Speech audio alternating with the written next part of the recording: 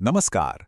चलिए, आज एक डरावनी कहानी को परत दर परत खोलते हैं और समझते हैं कि वो कौन सी चीजें हैं जो इसे इतना असरदार बनाती हैं। कैसे बस कुछ नियम, कुछ आवाजें और एक अकेला घर मिलकर हमारे जहन में एक गहरा खौफ पैदा कर सकते हैं। कहानी की शुरुआत होती है एक बहुत ही सीधे साधे नियम से। तो कहानी की शुरुआत होती है बस इसी एक नियम से, एक सीधी सादी चेतावनी। लेकिन ये सिर्फ एक नियम नहीं है, ये एक रहस्य है। एक ऐसा बीज जो सुनते ही मन में शक और डर दोनों पैदा कर देता है। आखिर आखिर ऊपर वाली मंजिल पर ऐसा क्या है जिसे ताले में बंद रखने की जरूरत पड़ गई? तो इस कहानी का हीरो कौन है? वो है अभिषेक, एक ऐसा आदमी जो शहर की भागदौड़ से तंग आकर बस बस शांति की तलाश में एक बिल्कुल अलग थलग घर में रहने आता है। जरा अभिषेक की हालत के बारे में सोचिए। वो अकेला है, नौकरी जाने की वजह से परेशान है और बस एक महफूज जगह चाहता है। ये कम किराए वाला सबसे दूर बना घर उसे एकदम सही ठिकाना लगता है, एक ऐसी जगह जहां उसे सुकून मिल सकता है। लेकिन यही अकेलापन, यही शांति की तलाश उसे आने वाले खतरे का एक बहुत आसान शिकार बना देती है। पहली रात की शांति असल में एक धोखा थी, लेकिन दूसरी रात से घर का असली चेहरा धीरे धीरे सामने आने लगता है और कहानी का जो शांत माहौल था वो अब बेचैन करने वाले संकेतों में बदलने लगता है। अब इस आवाज पर गौर कीजिए। ये कदमों की आहट नहीं है जो कि एक आम बात होती, नहीं, ये किसी भारी चीज के घिसटने की आवाज है। और यही बात इसे और भी ज्यादा डरावना बना देती है, क्योंकि हमारा दिमाग ये सोचने पर मजबूर हो जाता है कि आखिर वो क्या चीज हो सकती है।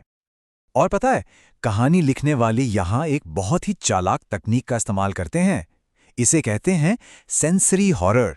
मतलब आपको कुछ दिखाया नहीं जाएगा, बल्कि आवाजों और गंध के जरिए एक अनदेखी मौजूदगी का एहसास कराया जाएगा।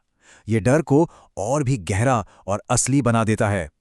आवाज के बाद अब बारी थी गंध की, और ये कोई मामूली गंध नहीं थी।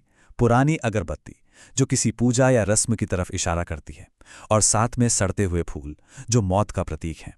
ये दोनों मिलकर एक ऐसी बेचैन करने वाली तस्वीर बनाते हैं जो बताती है कि इस घर में कुछ बहुत ही गलत हुआ है। अभी तक जो भी डर था वो बस घर के माहौल में था, एक अजीब सा एहसास। लेकिन अब ये मामला पर्सनल होने वाला था।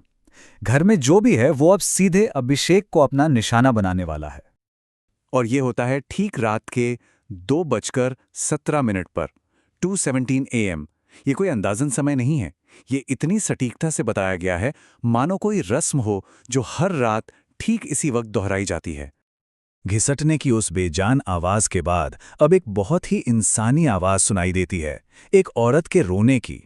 ये दुख और दर्द से भरी आवाज डर में एक इमोशनल गहराई ले आती है।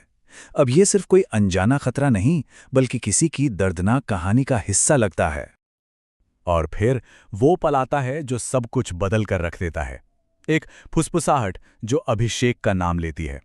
इसका मतलब साफ है, जो भी था वो अब उसे जानता है। यह हमला अब पर्सनल हो चुका है। वो अब सिर्फ एक किराएदार नहीं, बल्कि एक चुनावा शिकार है। आप देख रहे हैं ये डर कैसे धीरे धीरे बढ़ाया जा रहा है। एक पूरा पैटर्न है। दूसरी रात सिर्फ एक अनजानी आवाज, तीसरी रात आवाज पर्सनल हो जाती है, और चौथी रात आते आते अभिषेक को इस कदर मजबूर कर दिया जाता है कि वो खुद उस डर का सामना करने ऊपर चला जाता है। और बस कहानी अपने सबसे अहम मोड़ पर आ पहुंचती है। अभिषेक वो एक नियम तोड़ने वाला है जो उसे कभी नहीं तोड़ना था। वो डर के उस सोर्स की तरफ बढ़ रहा है और उस दरवाजे को खोलने वाला है जिसे खोलने से साफ साफ मना किया गया था।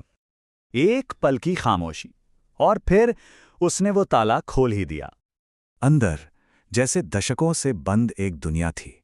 हवा में धूल और एक अजीब सी खामोशी, और कमरे के ठीक बीच में वो पलंग। आखिरकार उन आवाजों का सोर्स उसकी आंखों के सामने था। लेकिन असली खौफ तो अभी बाकी था।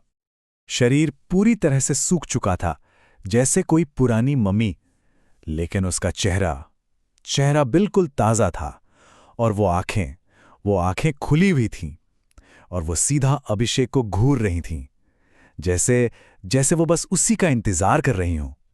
किसी को भी लगेगा कि कहानी यहां खत्म हो गई, लेकिन सच तो यह है कि असली खौफ तो अब शुरू होने वाला था। अभिषेक अब शिकार से बदलकर उस घर के श्राप का एक हिस्सा बनने जा रहा था। ये शारीरिक और मानसिक दोनों तरह का टॉर्चर है। हर रात वही भारी वजन, वही जानलेवा ठंड और वही बेबसी। उसकी चीखें गले में ही घुट जाती हैं। ये सिर्फ डराना नहीं है, ये धीरे धीरे उसकी हिम्मत और जीने की इच्छा को तोड़ना है। और ये है कहानी का आखिरी और सबसे क्रूर मोड़, भागने की उम्मीद। वो उम्मीद ही उसके लिए बिछाया गया एक जाल थी। जब सुबह 5 बजे का अलार्म बजता है तो उसे आज़ादी नहीं मिलती, बल्कि एक भयानक सच मिलता है, वो पहले ही पकड़ा जा चुका है।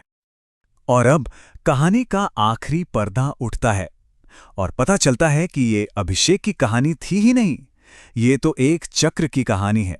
एक ऐसा चक्र जो कभी खत्म नहीं होता। ये भयानक बदलाव देखिए। अभिषेक, जो कभी यहां सिर्फ शांति की तलाश में आया था, अब वो खुद उस घर का आतंक बन चुका है, जो अपने अगले शिकार का इंतजार कर रहा है। उसका मकसद पूरी तरह से बदल चुका है। तो ये कहानी हमें इसी एक गहरे सवाल पर लाकर छोड़ देती है। ये एक दुखद विडंबना है कि जिस चीज से हम सबसे ज्यादा भागते हैं, आखिर में कहीं हम वही तो नहीं बन जाते। और कहानी इन अंतिम पंक्तियों के साथ खत्म होती है। अब कोई नियम नहीं है, कोई चेतावनी नहीं है, दरवाजा खुला है, क्योंकि शिकारी अब घर के अंदर ही है और वो इंतजार कर रहा है।